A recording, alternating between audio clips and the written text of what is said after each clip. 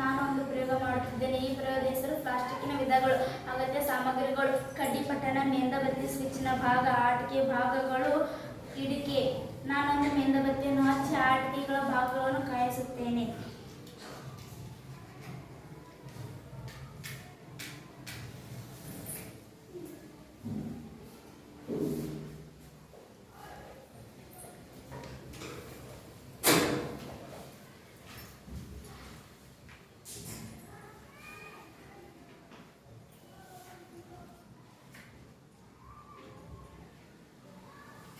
ಕಾಯಿಸಿದಾಗ ಸುಲಭವಾಗಿ ಮೃದುವಾಗುತ್ತದೆ ಮತ್ತು ತಣ್ಣಗಾಗಿಸಿದಾಗ ಗಟ್ಟಿಯಾಗುತ್ತದೆ. ಆದ್ದರಿಂದ ಇದನ್ನು ಥರ್ಮೋಪ್ಲಾಸ್ಟಿಕ್ ಎನ್ನುವರು. ಇದನ್ನು ಎಷ್ಟು ಬಾರಾದರೂ ಪುನರಾವರ್ತಿಸಬಹುದು.